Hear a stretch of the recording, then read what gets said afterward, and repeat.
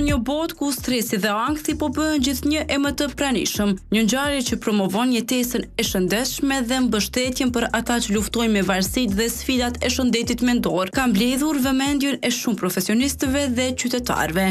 Sot në Prishtinë, konferenca ndërkombëtare Lifestyle, Lifelong Health, Harm Reducation synon të ndryshojë jetën e shumë individëve duke treguar rëndësinë e të jetuarit shëndetshëm dhe duke prekur edhe tema të shumta të cilat konsiderohen si tabu në shoqërinë tonë, sikurse ajo e shëndetit mendor.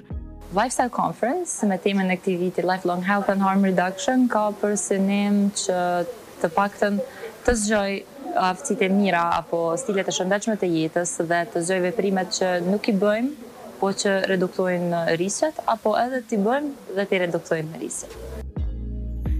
Ky event i veçantë mblodhi disa nga emrat më të njohur dhe ekspertët kryesorë që punojnë për të krijuar një shoqëri më të shëndetshme.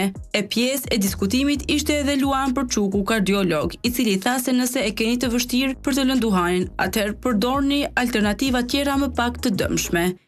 Sot kemi 3 panele me 3 tema shumë të mëdha të diskutimit, të cilat kanë peshë dhe rëndësi për stilin e shëndetshëm të jetës. Njëra nga temat trajton pjesën e varësive nga substancat narkotike, nga alkooli, nga duhani dhe redukimi i rrisjeve se si të gjehen në mënyra më pak të dëmshme për shëndetin e njeriut, deri në eliminim të këtij vesi që është goxha i dëmshëm. Pastaj kemi panelin e dytë, i cili trajton shëndetin përgjatë gjithë periudhës së jetesës, nga fëmijëria deri në pjekuri dhe si vendimet që marrim për shëndetin ndikojnë dhe kanë hapësirë, domethënë, në pjesën e shëndetit të përgjithshëm dhe stilit të shëndetshëm apo të jo shëndetshëm të jetesës. Pastaj është paneli i tretë, i cili trajton stresin posttraumatik, e sidomos duke qenë se jemi një shoqëri e dalë nga lufta, trajton edhe pjesën traumatike, sa është bërë dhe sa nuk është bërë që ne ti trajtojmë këto simptoma, domethënë që i kemi, po mirë po edhe stresin në përditshmëri, edhe shëndetin mendor në përditshmëri në vendet të punës e kudo tjetër me gjithçka tjetër që ballafaqohemi. E gjithashtu pjesë ishte edhe Vera Ora, një personalitet që gjithashtu ka qenë e angazhuar për të promovuar jetesën e shëndetshme. Unë jam shumë e kënaqur që jam prezente sot këtu, mu posaçërisht për pjesën time që do të jetë për shëndetin mendor. Mendoj që shëndeti mendor është një temë e cila nuk flitet mjaft shumë, apo ndoshta nuk flitet enough.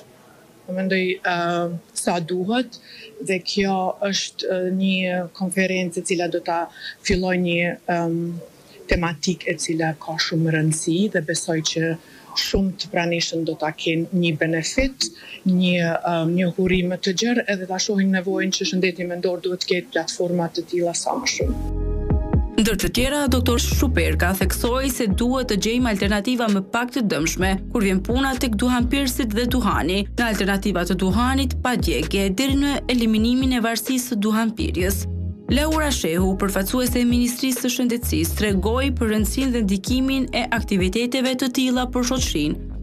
Jemi mbledhur sot këtu për të shkëmbyer ide, përvoja dhe ekspertiza mbi çështjet kyçe të shëndetit publik, me synim për të forcuar bashkëpunimin dhe për të avancuar praktika që përmirësojnë mirëqenien e komuniteteve. Kjo konferencë ofron një platformë dialogu, ku idetë inovative dhe praktikat më të mira bashkohen për një qëllim të përbashkët, promovimin e një shoqërie më të shëndetshme, të ndërgjegjshme dhe të qëndrueshme. Shëndeti publik përfshin gjithë spektrin e mirëqenies dhe të shëndetit, jo vetëm eliminimin e smundjeve të veçanta. Prandaj ruajtja e shëndetit nuk duhet konsiderohet vetëm si një përgjegjësi individuale, por si një detyrë kolektive.